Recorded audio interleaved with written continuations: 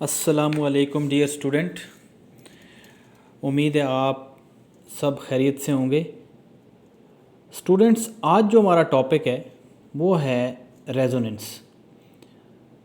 ये जो टॉपिक है ये फर्स्ट ईयर में भी है, जो चैप्टर हम पढ़ रहे हैं बॉन्डिंग के चैप्टर में, और ये सेकेंड ईयर में भी है।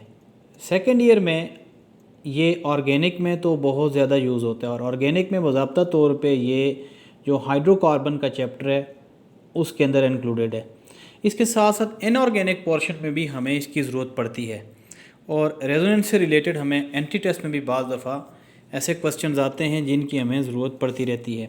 सो रेजोनेंस में क्या होता है, सम टाइम ये होता है कि बाज़ कंपाउंड ऐसे होते हैं जिनका सिर्फ एक ही पॉसिबल स्ट्रक्चर लिखा जा सकता है। यानी अगर आप H2O को कंसीडर करें तो H2O का हम सिर्फ एक ही पॉसिबल स्ट्रक्चर लिख सकते हैं, और वो पॉसिबल स्ट्रक्चर क्या होता है? वो पॉसिबल स्ट्रक्चर ये होता है कि ऑक्सीजन के साथ हम 2 हाइड्रोजन एटम अटैच करें, क्योंकि जो ऑक्सीजन होता है वो डाईवैलेंट है और जो हाइड्रोजन है वो मोनोवैलेंट है। तो ऑक्सीजन के साथ हम 2 हाइड्रोजन के एटम अटैच करते हैं। सो एक ही पॉसिबल स्ट्रक्चर इसका हम लिख सकते हैं। बहरहाल बाज़ कंपाउंड ऐसे होते हैं जिनका हम एक से ज़्यादा स्ट्रक्चर लिख सकते हैं। अगर एक से ज़्यादा स्ट्रक्चर किसी कंपाउंड के लिख लिए जाएं तो इस फिनोमेना को क्या कहते हैं? रेजोनेंस। तो आप यूँ कह सकते हैं कि presence of more than one structure of a compound is called resonance. Presence of more than one structure of a compound, यानी किसी कंपाउंड के अगर एक से ज़्यादा स्ट्रक्चर्स पॉसिबल हों तो इस फिनोमेना को क्या कहते हैं? Of a compound is called resonance, is called resonance. और वो जो स्ट्रक्चर बनते हैं उन स्ट्रक्चर्स को हम क्या कहते हैं? दो structure are called resonating structure और कैनोनिकल फॉर्म। बच्चों, जो स्ट्रक्चर्स बनेंगे those structures are called, structures को हम क्या कहेंगे?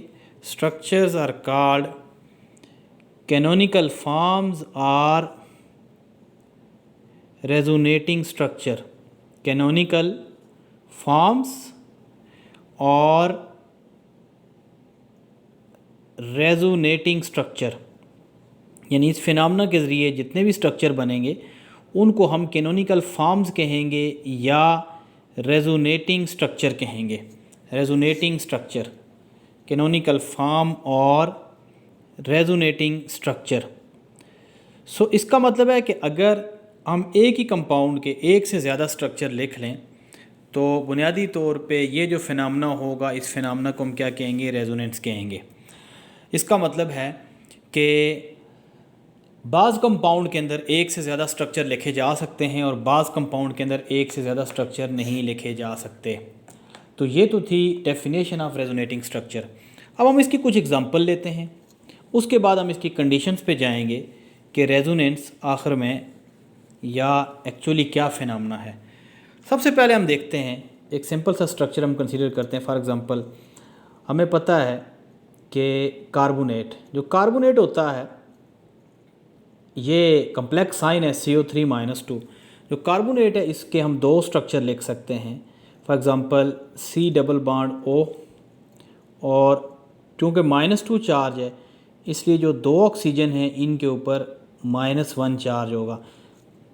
अब ये स्ट्रक्चर हमने लिखा है किसका? कार्बोनेट का। इसका जो दूसरा पॉसिबल स्ट्रक्चर हो सकता है वो ये हो सकता है कि अगर ये पाई बॉन्ड ऑक्सीजन की तरफ शिफ्ट हो, क्योंकि ऑक्सीजन का जो इलेक्ट्रोनेगेटिविटी है वो पार्शियल नेगेटिव चार्ज से हम शो करते हैं और ऑक्सीजन की इलेक्ट्रोनेगेटिविटी ज़्यादा होती है, और कार्बन की इलेक्ट्रोनेगेटिविटी क्या होती है? So this bond shift towards oxygen. अगर ये बॉन्ड ऑक्सीजन की तरफ शिफ्ट हो जाए तो ये जो ऊपर ऑक्सीजन लिखा हुआ है, अब इस ऑक्सीजन के ऊपर क्या चार्ज आएगा? नेगेटिव चार्ज आ जाएगा। और ये जो ऑक्सीजन है या ये जो ऑक्सीजन है इनके दरमियान यहाँ पे क्या हो जाएगा? पाई बॉन्ड बन जाएगा। सो इस ऑक्सीजन को सपोज हम अनचेंज रह देते हैं और यहाँ पे हम क्या करते हैं? पाई बॉन्ड बना देते हैं। सो अब देखा जाए तो ये इसमें एक सिग्मा बॉन्ड है और दूसरा क्या है? पाई बॉन्ड है। तो तो आप देख सकते हैं ये दो स्ट्रक्चर हमने लिख लिए हैं, एक हमने स्ट्रक्चर ए लिखा है और दूसरा क्या किया है, स्ट्रक्चर बी लिखा है। और रेजोनेटिंग स्ट्रक्चर को हम शो करते हैं एक डबल हेडेड एरो से, जिसका मतलब है कि ये जो दोनों स्ट्रक्चर हैं ये एक दूसरे के क्या हैं, इक्विवेलेंट हैं। सो कार्बोनेट के ये जो दोनों स्ट्रक्चर्स हैं, both the structure are called resonating structure. Both the structure are called which structure, resonating structures. और इस फिनोमेना को क्या कहेंगे हम, रेजोनेंस। एक और एग्जांपल आप कंसीडर करें, फॉर एग्जांपल कार्बोनेट के बाद एक और एग्जांपल है नाइट्रेट NO3-1। अगर नाइट्रेट का हम रेजोनेटिंग स्ट्रक्चर लिखें तो नाइट्रेट में नाइट्रोजन, अब आप देखें इसमें 3 ऑक्सीजन है, -1 चार्ज है, सो double bond, nitrogen oxygen double bond, और जो तीसरा ऑक्सीजन है उसके ऊपर क्या होगा, नेगेटिव चार्ज होगा। अब इसमें भी वही बात है कि नाइट्रोजन के कंपैरिजन में ऑक्सीजन की इलेक्ट्रोनेगेटिविटी ज़्यादा है, so oxygen partial negative charge gain करेगा। लिहाजा ये जो पाई बॉन्ड है ये किसकी तरफ शिफ्ट होगा, ऑक्सीजन की तरफ। जब पाई बॉन्ड ऑक्सीजन की तरफ बच्चों शिफ्ट होगा तो हम इसका दूसरा स्ट्रक्चर लिख सकते हैं, और इसका जो दूसरा स्ट्रक्चर है, दूसरा रेजोनेटिंग स्ट्रक्चर, वो हम इस तरह लिख सकते हैं कि नाइट्रोजन, और ये जो ऊपर वाला ऑक्सीजन है इसके ऊपर चार्ज क्या लगाएंगे, नेगेटिव, और इस ऑक्सीजन के ऊपर हम कोई चार्ज नहीं लिखेंगे और डबल बॉन्ड उसी तरह रहने देंगे। जबकि जो थर्ड ऑक्सीजन है, थर्ड ऑक्सीजन के साथ हम क्या करेंगे, डबल बॉन्ड बना लेंगे, क्योंकि ये नेगेटिव और ये जो पॉजिटिव है ये क्या करेंगे, मिलके बॉन्ड बना लेंगे। सो इसमें भी आप देखें हमने दो स्ट्रक्चर लिखे हैं, एक इसका स्ट्रक्चर ए और दूसरा इसका स्ट्रक्चर बी। तो ये जो दोनों स्ट्रक्चर हैं ये कौन से स्ट्रक्चर कहलाएंगे, रेजोनेटिंग स्ट्रक्चर कहलाएंगे। अब एक और एग्जांपल हम देख लेते हैं। ये अभी तक जो हमने एग्जांपल्स लिखी हैं ये दोनों की दोनों इनऑर्गेनिक एनाइंस की एग्जांपल लिखी हैं। अब आप एक और इनऑर्गेनिक एनाइन देखें, सल्फेट SO4-2। ये जो सल्फेट है इसके भी रेजोनेटिंग स्ट्रक्चर हम लिख सकते हैं। अब सल्फेट के रेजोनेटिंग स्ट्रक्चर हम कैसे लिख सकते हैं, for example S double bond O। जो सल्फेट होता है इसका स्ट्रक्चर होता है टेट्राहेड्रल। आपने वेस्पर थ्योरी में पढ़ा भी है कि अगर सेंट्रल एटम के गिर्द 4 इलेक्ट्रॉन पेयर हों तो क्या होता है, टेट्राहेड्रल स्ट्रक्चर होता है। तो ये सल्फेट है। अब आप देखें इसमें कि बाद स्टूडेंट ये सोच रहे होंगे कि सर ने कहा है सेंट्रल एटम के गिर्द 4 इलेक्ट्रॉन पेयर हों, तो बुनियादी तौर पे देखा जाए तो वेस्पर थ्योरी के मुताबिक 4 इलेक्ट्रॉन पेयर ही हैं, क्योंकि डबल बॉन्ड को भी हम क्या करते हैं, सिंगल बॉन्ड कंसीडर करते हैं अकॉर्डिंग टू वेस्पर थ्योरी। अब देखें ये सल्फेट है, तो सल्फेट का जो दूसरा स्ट्रक्चर लिखा जा सकता है वो इस तरह लिखा जा सकता है कि ये बॉन्ड इधर शिफ्ट कर दिया जाए, तो आप इसका नेक्स्ट स्ट्रक्चर भी लिख सकते हैं। और वो स्ट्रक्चर क्या हो सकता है, यहाँ नेगेटिव चार्ज इधर चला गया है, और आपका जो नेक्स्ट स्ट्रक्चर होगा that would be like this. तो ये ऑक्सीजन के ऊपर नेगेटिव चार्ज, और ये जो ऑक्सीजन है इसके ऊपर पहले से नेगेटिव चार्ज था। यहाँ देखें ये डबल बॉन्ड उसी तरह अपनी जगह है, और ये जो ऑक्सीजन राइट साइड पे लगा हुआ है अब इसमें क्या हो जाएगा, डबल बॉन्ड आ जाएगा। अब आप इसके देखें डबल बॉन्ड यहाँ पे आ गए। अगर आप इसका एक और कोई स्ट्रक्चर लिखना चाहें तो वो स्ट्रक्चर भी आप इसका लिख सकते हैं। तो वो स्ट्रक्चर कैसे लिख सकते हैं, उसमें क्या होता है कि आपका ये जो ऑक्सीजन है इसको उसी तरह रहने दें, और यहाँ पे आप क्या कर लें, डबल बॉन्ड बना दें, और आप देखें ऑक्सीजन के ऊपर नेगेटिव चार्ज, और ये जो ऑक्सीजन है इसके साथ इसका डबल बॉन्ड होगा। सो अब देखें हमने सल्फेट के एक से ज़्यादा स्ट्रक्चर लिख लिए हैं। तो एक से ज़्यादा स्ट्रक्चर लिखने के फिनोमेना को हम क्या कहते हैं, रेजोनेंस। अब हम एक और एग्जांपल कंसीडर करते हैं, और ये एग्जांपल हम कंसीडर कर लेते हैं ऑर्गेनिक केमिस्ट्री से। तो ऑर्गेनिक केमिस्ट्री से आपने एक कंपाउंड मैट्रिक में भी सुना होगा और अभी भी हमने डिस्कस किया था, बेंजीन। अब जो बेंजीन है, बेंजीन का बच्चों जो मॉलिक्यूलर फार्मूला होता है C6H6 है, और C6H6 को हम किस वे में लिखते हैं, we write benzene in the form of hexagonal ring, और इसमें 3 अल्टरनेटिव डबल बॉन्ड और सिंगल बॉन्ड होते हैं, यानी double bond single bond, double bond single bond. अब इसका जो दूसरा स्ट्रक्चर हम लिख सकते हैं वो हम इस अंदाज में लिख सकते हैं कि अब ये जो पोजीशन है डबल बॉन्ड की ये चेंज कर सकते हैं। ये जो वर्टिकल पोजीशन पे डबल बॉन्ड लगा हुआ है जो राइट साइड पे है उसको हम लेफ़्ट साइड पे ले आते हैं, और ये जो इंक्लाइन पोजीशन पे लगे हुए हैं इनको हम राइट साइड पे ले जाते हैं। तो हमने यहाँ पे कितने स्ट्रक्चर इसके लिखे, 2 स्ट्रक्चर लिखे। इसके अलावा बेंजीन के 2 और स्ट्रक्चर भी लिखे जा सकते हैं जो कि इतने कंट्रीब्यूटिंग तो नहीं है, लेकिन हम उनको रेजोनेटिंग स्ट्रक्चर ही कंसीडर करते हैं। फॉर एग्जांपल ये जो कार्बन नंबर 1 है और कार्बन नंबर 4 है, इनके दरमियान बॉन्ड बना लेंगे। इसके अलावा बेंजीन का एक और स्ट्रक्चर हम लिख सकते हैं, और बेंजीन का ये वाला स्ट्रक्चर कैसे लिख सकते हैं, we can write the structure of benzene in this way, कि यहाँ पे जो इसका बॉन्ड है वो यहाँ पे हम शो कर लेंगे। सिमिलरली इसका एक और स्ट्रक्चर भी हम लिख सकते हैं, और वो स्ट्रक्चर कैसे लिख सकते हैं, this is another structure of benzene. और इसमें क्या होता है कि यहाँ पे आप क्या कर लें, डबल बॉन्ड शो कर लें।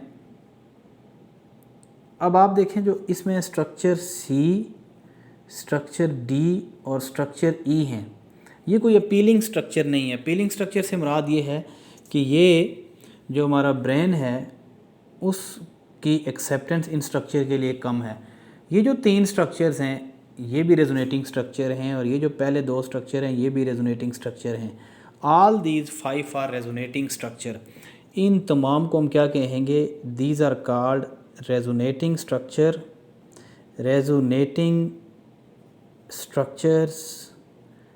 और दूसरा नाम भी अभी आपको मैंने बताया था, रेजोनेटिंग स्ट्रक्चर्स और कैनोनिकल फॉर्म्स।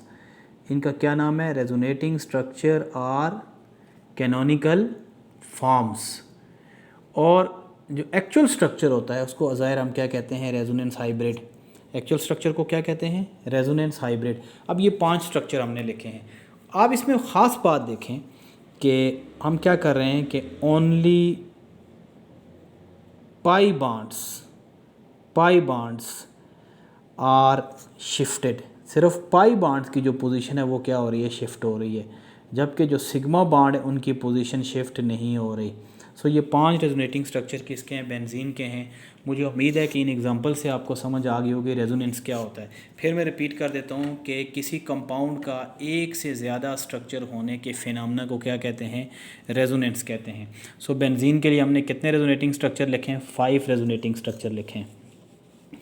अब रेजोनेटिंग स्ट्रक्चर के लिए what are the condition for a compound to have resonance, conditions for resonance। Resonance के लिए किन कंडीशंस का होना ज़रूरी है। तो स्टूडेंट्स सबसे पहली बात आपने देखी है वही इसकी कंडीशन होगी कि हम इसमें पाई बॉन्ड की पोजीशन क्या करते हैं, शिफ्ट करते हैं। यानी आप कह सकते हैं कि position of sigma bonds remain same,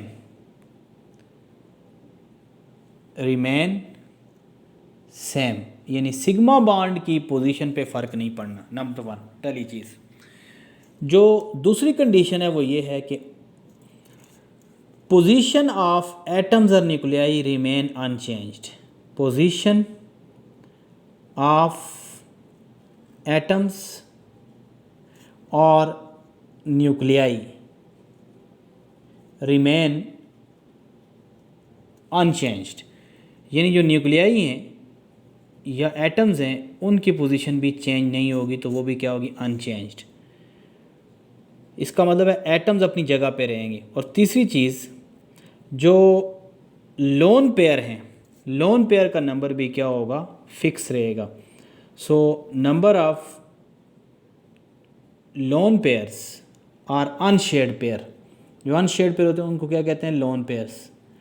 also are fixed, यानी अगर किसी एटम में एक स्ट्रक्चर में लोन पेयर 3 हैं तो लोन पेयर्स ओवरऑल क्या होंगे, उनका नंबर क्या होगा, वो सेम होगा। यानी कि अगर एक तरफ से लोन पेयर यूटिलाइज हो जाएंगे तो दूसरी तरफ क्या हो जाएंगे, क्रिएट हो जाएंगे। सो लोन पेयर की पोजीशंस भी क्या हो जाएगी, सेम होगी। सो ये 3 कंडीशंस हैं। कभी कभी क्वेश्चन आ जाता है कि रेजोनेंस के लिए कंडीशन लिखें। नंबर 1 ये है बच्चों के सिग्मा बॉन्ड जो होते हैं वो क्या होते हैं, सेम रहते हैं। यानी सिग्मा बॉन्ड की पोजीशन चेंज नहीं होती। सिग्मा बॉन्ड की पोजीशन चेंज होती तो क्या चेंज होता है, सो पाई बॉन्ड जो होते हैं वो चेंज होते हैं। ठीक है, पाई बॉन्ड्स आर चेंज, यानी पाई इलेक्ट्रॉन्स की पोजीशन जो होती है वो हम क्या करते हैं, चेंज करते हैं।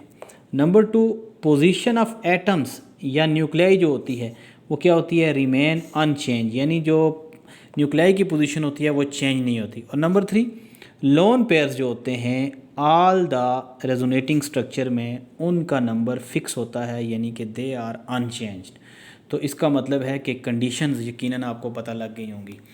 अब what are the importance of resonance, resonance की क्या इम्पोर्टेंस है स्टूडेंट्स ना। जो रेजोनेंस की इम्पोर्टेंस है, इम्पोर्टेंस ऑफ रेजोनेंस, रेजोनेंस की इम्पोर्टेंट ये है कि जितने कंट्रीब्यूटिंग स्ट्रक्चर ज़्यादा होंगे, रेजोनेटिंग स्ट्रक्चर ज़्यादा होंगे, उतनी स्टेबिलिटी क्या होगी, ज़्यादा होगी। इसका मतलब है कि रेजोनेटिंग स्ट्रक्चर्स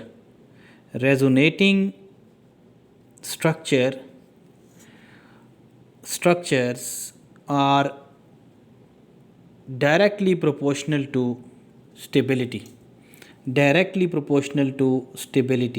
यानी एक से ज़्यादा स्ट्रक्चर होने की वजह से क्या होता है, स्टेबिलिटी क्या होती है, ज़्यादा होती है। एक से ज़्यादा स्ट्रक्चर अगर हों तो स्टेबिलिटी क्या होगी, ज़्यादा होगी। और उस कंपाउंड को रिएक्ट करने के लिए और ब्रेक करने के लिए आपको ज़्यादा एनर्जी या एफर्ट्स चाहिए होंगी। सो इसका मतलब है कि रेजोनेटिंग स्ट्रक्चर से मुराद बिल्कुल इसी तरह है कि जिस तरह एक बंदा है और उसके पास रहने के लिए या बिज़नेस के लिए एक से ज़्यादा अपॉर्चुनिटीज़ हैं, उसके पास जितनी ज़्यादा अपॉर्चुनिटीज़ होती हैं वो उतना ज़्यादा स्टेबल होता है। यानी जिस तरह आजकल कोरोना पेंडेमिक है, तो इस पेंडेमिक के दौरान अगर आपके पास पढ़ने के लिए या अपने टाइम को यूटिलाइज़ करने के लिए एक से ज़्यादा अपॉर्चुनिटीज़ मौजूद हैं, तो फिर इसका मतलब है कि आप स्टेबल हो, आप सेफ़ जोन में हो। दूसरा एक और कंपाउंड आपको मैं बताता हूँ कि जिनमें रेजोनेंस बहुत ज़्यादा होता है, वो हैं आपके कार्बोक्सिलिक एसिड। फॉर एग्ज़ाम्पल आपका ये जो एसीटेट आइन है, एसीटेट आइन, इसको आप देखें कि जो एसीटेट आइन होते हैं, फॉर एग्ज़ाम्पल कार्बोक्सिलेट आइन भी हम लिख सकते हैं, लेकिन एसिटिक एसिड का अगर हाइड्रोजन रिमूव हो तो उससे क्या पैदा होता है, एसीटेट आइन। बच्चों ये है एसिटिक एसिड, तो ये पार्शियल नेगेटिव है, ये पार्शियल पॉजिटिव है। तो देखें ये बॉन्ड इधर शिफ्ट होता है, बॉन्ड शिफ्ट होने की वजह से ये आयोनाइज होता है और आयोनाइज होने के बाद ये बनाता है 2 आइन्स। एक बनाता है ये एन आइन जिसको हम एसीटेट आइन कहते हैं और दूसरा क्या बनाता है, ये प्रोटॉन। अब ये जो एसीटेट आइन है, इस एसीटेट आइन के अगर हम रेजोनेटिंग स्ट्रक्चर लिखें, एसीटेट आइन के रेजोनेटिंग स्ट्रक्चर लिखें तो वो 2 लिखे जा सकते हैं, CH3 C double bond O और नेगेटिव।